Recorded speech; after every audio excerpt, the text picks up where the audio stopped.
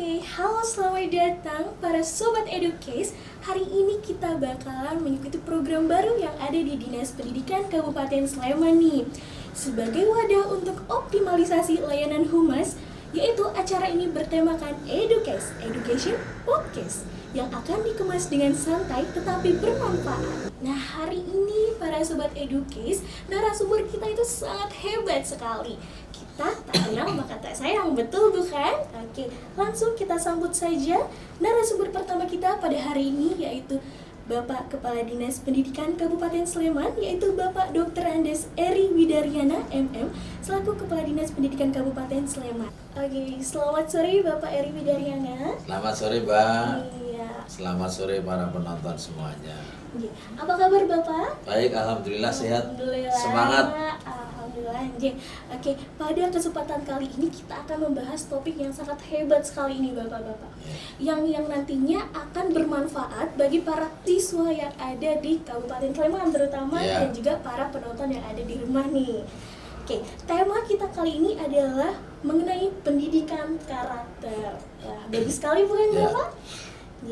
Untuk itu saya ingin bertanya nih pada Bapak. Pendidikan karakter. Menurut Bapak Eri, pendidikan karakter itu apa sebenarnya, Pak? Ya, terima kasih. Jadi kalau kita berbicara masalah karakter ya, karakter itu kan sifat kejiwaan, kepribadian, budi pekerti. Nah, sifat-sifat ini kan harus ada pada setiap orang. Nah, di dalam pendidikan kita tidak akan lepas dari karakter. Karena bahwa di dalam pendidikan itu sudah dikatakan bahwa fungsi pendidikan itu ada dua fungsi besar. Yang pertama mengembangkan kemampuan, yang kedua membentuk watak peradaban bangsa yang bermartabat. Nah, membentuk watak peradaban bangsa inilah membentuk anak-anak yang berkarakter. Jadi tidak hanya anak punya kompetensi saja, tidak hanya pintar saja, tetapi harus punya karakter, punya sifat, tingkah laku, budi pekerti yang luhur. Oke, benar sekali ya Bapak. Pada dasarnya anak-anak ini yang tidak hanya memiliki uji kompetensi yang bagus saja, tidak hanya di bidang akademik saja, Bapak. Berarti anak-anak itu juga harus memiliki karakter yang kuat dalam melaksanakan pendidikan, memiliki tingkah laku yang baik, seperti itu. Oke, Bapak.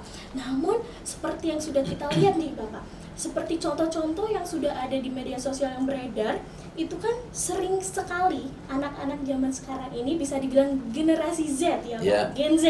Nah, ini memiliki karakter yang masih terbilang belum sangat terbentuk. Nah, menurut Bapak, apa saja contoh permasalahan anak-anak zaman sekarang yang tidak menerapkan pendidikan karakter yang telah dia dapati pada saat melakukan pendidikan? Oke, terima kasih. Jadi kalau kita lihat generasi sekarang ini, kaitannya dengan pendidikan karakter harus kita perhatikan dulu hal-hal kecil, kebiasaan kecil yang itu harus menjadi perhatian besar kita sebagai seorang pendidik. Contoh, ada beberapa hal kecil yang itu akan berpengaruh kalau tidak kita tangani. Itu nanti berakibat pada karakter yang tidak baik. Satu, anak-anak biasanya anak-anak sekarang ini istilahnya masih tidak suka mengucapkan terima kasih kalau mendapatkan sesuatu. Itu masih berat mengucapkan terima kasih. Kemudian yang kedua, jelas mungkin telah melakukan kesalahan, tapi juga masih sangat berat untuk meminta maaf. Yang ketiga, egois. Nah, egois ini sekarang itu dengan kemajuan teknologi ada gadget. Anak-anak kalau sudah pegang gadget, mungkin di dekatnya ada temannya, bahkan ada orang tuanya, kadang-kadang tidak diperhatikan. Itu kan namanya egois. Kemudian yang keempat, tidak suka menghormati orang yang lebih tua. Nah, hal-hal kecil ini yang harus kita perhatikan bagaimana penguatan pendidikan karakter itu bisa terlaksana dengan baik. Karena hal kecil itu harus betul-betul harus kita tangani ya, harus kita tangani. Nah, kemudian di dalam pelaksanaan pendidikan karakter, saya sering menyampaikan dalam mengembangkan pendidikan itu ada 4 hal pokok yang harus menjadi kunci utama. Satu, yang namanya entrepreneurship atau kewirausahaan. Kalau di usia-usia sekolah mungkin di PAUD atau SD kelas bawah, katakanlah kemandirian. Harus kita buat itu satu. Yang kedua, unggul kompetitif. Sekarang itu kan eranya era kompetisi, bahkan kompetisi secara ketat. Nah, siapa yang unggul itu yang akan menangkan persaingan. Kemudian yang ketiga, unggul komparatif. Keunggulan itu tidak hanya misalkan bagi pelajar tidak hanya akademik saja, tapi ada keunggulan lokal wisdom yang harus ditangani di masing-masing satuan pendidikan bisa. Yang keempat ini yang kita bahas, penguatan pendidikan karakter. Tidak boleh lepas. Anak unggul secara akademik tapi karakternya tidak baik, ini juga tidak akan menjadi generasi yang kuat. Itu. Betul sekali Bapak. Oke, berarti dapat saya simpulkan sedikit yang bahwasannya di mana anak-anak zaman sekarang ini mengenai pendidikan karakter itu memang masih terbilang masih rendah ya Bapak ya.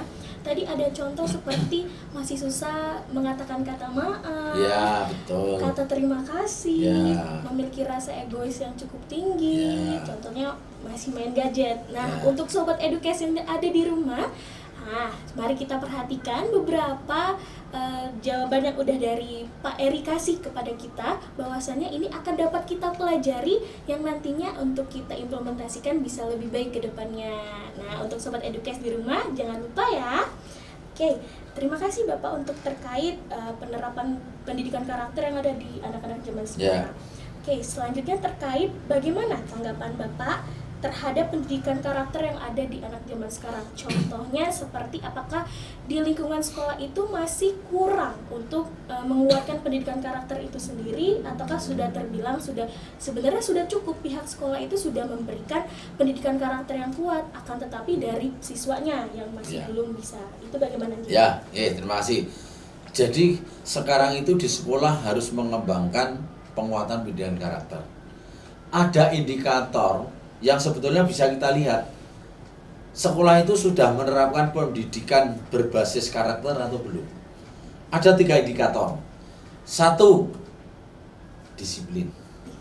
disiplin. Nah, kalau di sekolah itu sudah menerapkan kedisiplinan yang tinggi, dalam arti disiplin yang tidak kaku, itu sudah bagian dari penguatan pendidikan karakter. Ya, itu disiplin. Kemudian yang kedua, ramah dan sopan. Bagaimana keramahan di sekolah itu, bagaimana komunikasi antar warga sekolah dengan penuh rasa empati, penuh kesopanan, tingkah laku yang luar biasa. Ini, jadi disiplin, ramah dan sopan. Kemudian yang pertama itu tentunya komitmen yang tinggi. Nah, komitmen yang tinggi itu jelaskan gitu.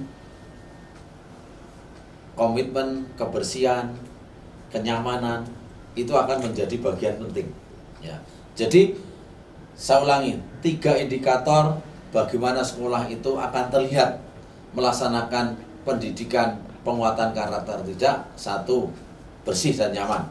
Kalau sekolah itu bersih, orang akan nyaman di situ, pasti komunikasinya akan terbangun. Yang kedua, disiplin pasti harus dijaga.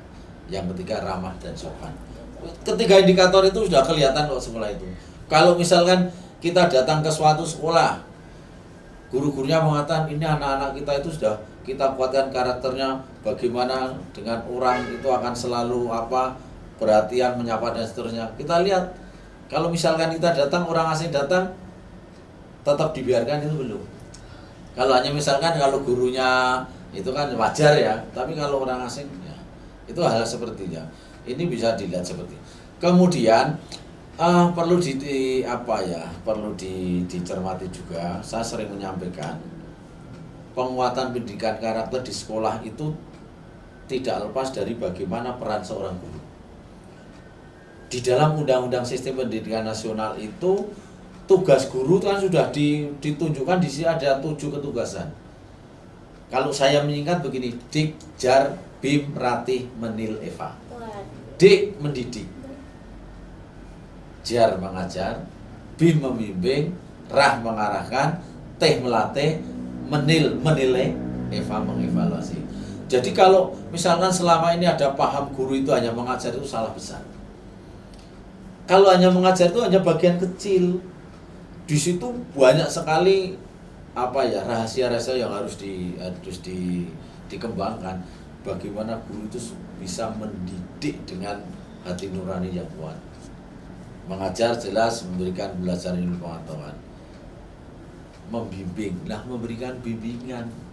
Bagaimana anak itu bisa bersikap dengan baik, bagaimana bisa menempatkan diri, bagaimana bisa bergaul dengan orang lain. Itu membimbing. Mengarahkan. Nah ini guru harus bisa mengarahkan supaya anak itu tidak hanya sukses di dalam akademiknya, tetapi bagaimana dia itu bisa bersosial dengan yang luar biasa, punya karakter yang kuat. Harus diarahkan, dilatih. Hal-hal penguatan karakter harus dilatih, dibiasakan. Tidak bisa instan ya, itu. Nah, melatih, mengarahkan, melatih, kemudian menilai, mengevaluasi itu bagian dari bagaimana setelah hal-hal itu dilakukan. Dan saya punya slogan yang luar biasa pada guru-guru saya sampaikan. Kaitannya biar karakternya kuat, jadilah guru yang mantap. Mantap. Jadilah guru yang mantap. Mantap itu akronim, Mbak. Mantap, MANTAP.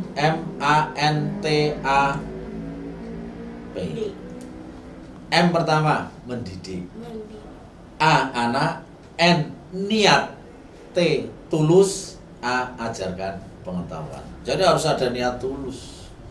Guru kalau tidak menjiwai seorang guru tidak akan bisa secara menyeluruh mendidik anak itu.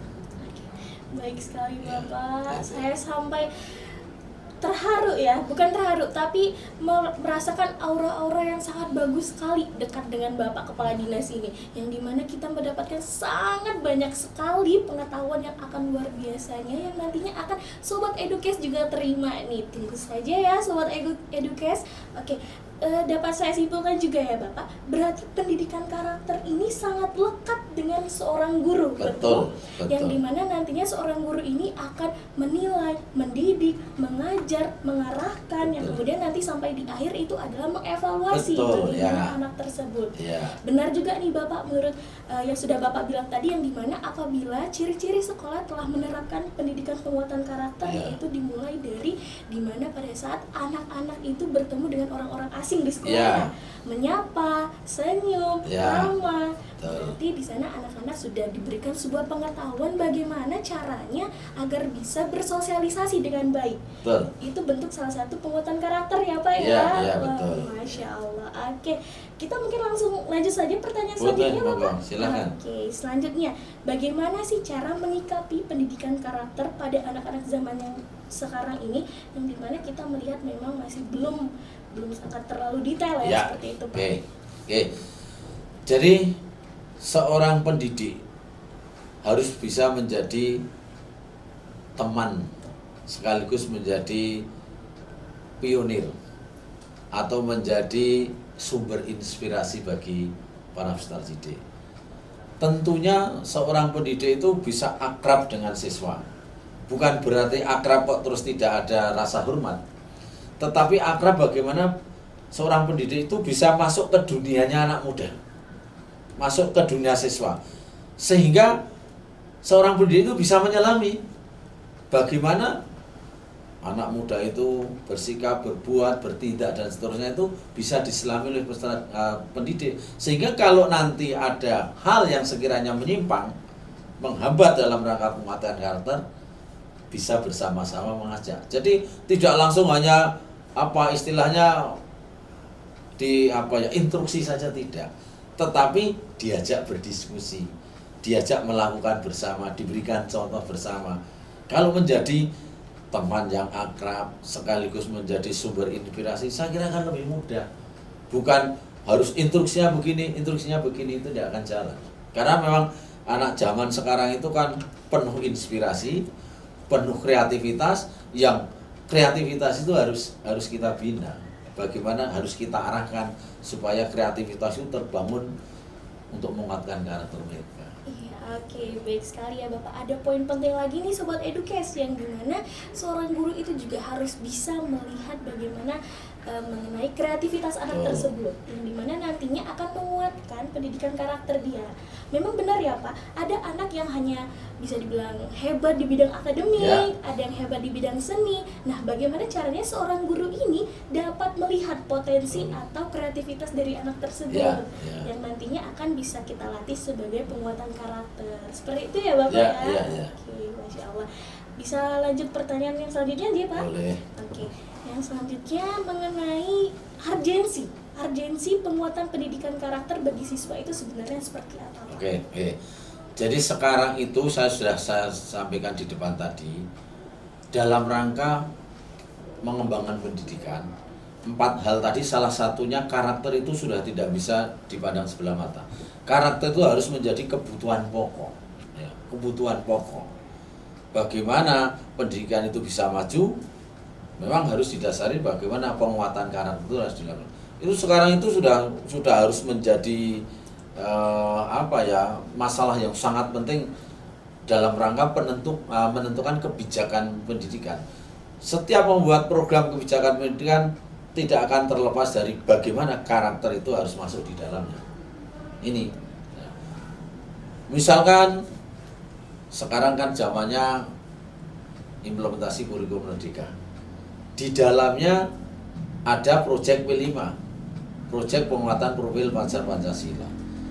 Itu tidak lepas dari bagaimana penguatan karakter, ya, penguatan karakter. Dan ini di proyek-proyek yang dilakukan itu siswa harus bisa menunjukkan bagaimana mereka mengembangkan karakternya itu, dan guru harus memantau betul, dan itu bisa dilakukan dengan banyak cara. Guru harus berinovasi, bagaimana dia bisa menyelami para peserta didiknya, bagaimana dia bisa mengarahkan, itu kan perlu inovasi. Di Kabupaten Sleman itu kita punya satu program itu kita lakukan dalam rangka penguatan karakter tadi, biar efektif ya. Kita ada program yang namanya pendampingan siswa oleh semua guru. Jadi kalau dulu orang menganggap tugasnya untuk membimbing siswa itu mungkin pembina OSIS, mungkin guru BP, mungkin wali kelas. Kita di dalam program itu tidak semua guru harus mendampingi peserta didik. Nah, sehingga harus kita buat proporsional. Kalau di suatu sekolah itu katanya punya murid 500, gurunya ada 50, ya satu guru pegang 10 siswa. Harus dipegang betul. Kita harapkan guru yang menjadi pembimbingnya itu adalah orang tua siswa tersebut di sekolah. Itu bisa, anak-anak bisa konsultasi secara menyeluruh dengan gurunya. Ini kan pendampingan siswa oleh semua guru, yang itu harus diefektifkan betul. Jadi tidak ada anak yang merasa tidak diperhatikan karena mereka punya orang tua langsung di sekolah.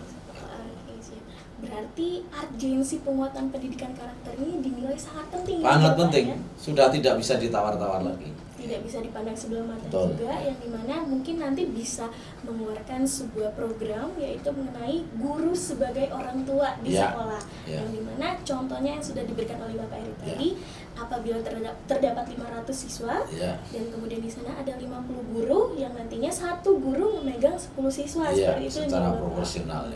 Berarti memang penuh tanggung jawab menjadi seorang guru ini. Oke, baik Bapak, bagus sekali untuk statement yang pada pertanyaan kali ini. Selanjutnya, pertanyaan terakhir nih Bapak. Harapan Bapak Eri selaku Kepala Dinas Pendidikan Kabupaten Sleman terhadap pendidikan karakter kepada siswa itu ke depannya bagaimana? Ya, oke. Terima kasih. Jadi seperti yang saya katakan di depan ya, bahwa di dalam Undang-Undang Sistem Pendidikan Nasional dikatakan fungsi pendidikan itu adalah mengembangkan kemampuan dan membentuk watak peradaban bangsa yang bermartabat. Untuk apa? Dalam rangka mencerdaskan kehidupan bangsa. Kalau sudah mencerdaskan, kemana? Untuk mencapai tujuan pendidikan. Nah, tujuan pendidikan itu sudah disampaikan di situ. Apa tujuan pendidikan nasional? adalah berkembangnya potensi peserta didik. Ya, potensi peserta didik harus berkembang.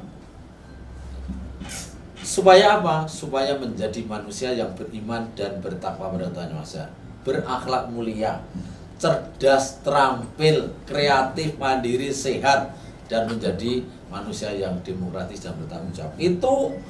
Itu kan jelas. Nah, dengan tujuan pendidikan seperti ini, harapan kami Bapak Ibu sekalian pelaku pendidikan, mari kita betul-betul kita bimbing anak-anak kita, bimbing anak-anak kita.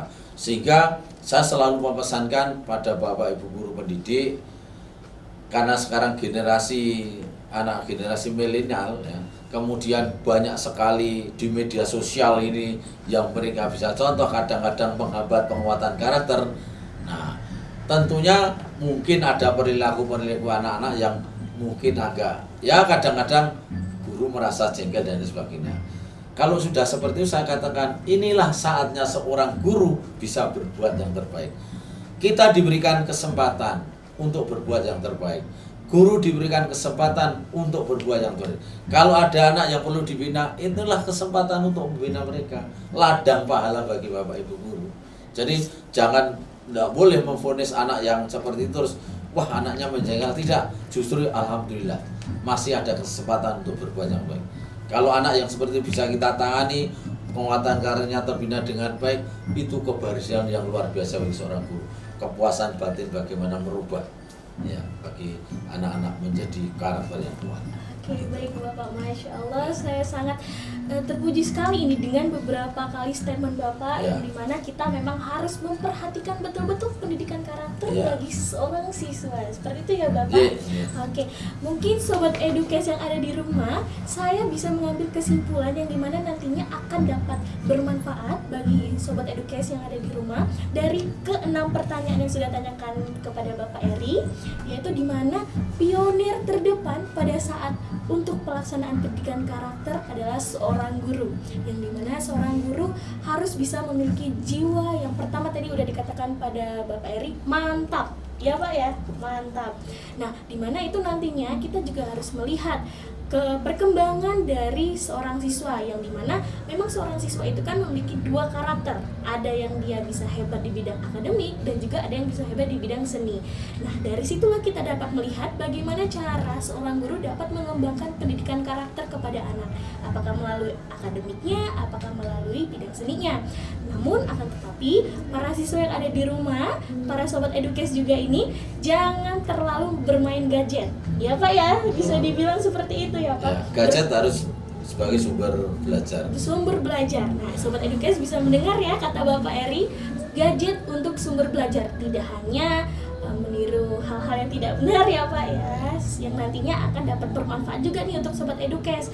Sobat Edukes juga bisa melihat melalui internet, Google ya Pak ya, itu kita bisa memperlihatkan pelajaran-pelajaran, contohnya mungkin matematika, IPS, IPA, dan lain-lain, bahasa Inggris terutama ya Pak ya, melalui Google Translate. Itu bisa salah satu wadah atau tempat bagi para siswa untuk mengetahui pelajaran yang baik, karena bahwasanya pada saat Sobat Edukes di rumah apabila menggunakan seorang gadget itu dapat menjadi sebuah edukatif yang sangat bagus ya Pak ya. Oke, baik. Kalau seperti itu, terima kasih kepada Bapak Eri selaku Kepala Dinas Pendidikan Kabupaten Sleman yang kali ini sudah memberikan waktu dan kesempatannya kepada kami untuk bisa pada program podcast yaitu Edukes Bapak. Oke. Terima kasih juga kepada tim produksi yang ada di belakang layar, dan terima kasih kepada semua pihak yang terlibat untuk mensukseskan program ini. Mari itu, sampai jumpa di Edukes episode selanjutnya. Salam pendidikan.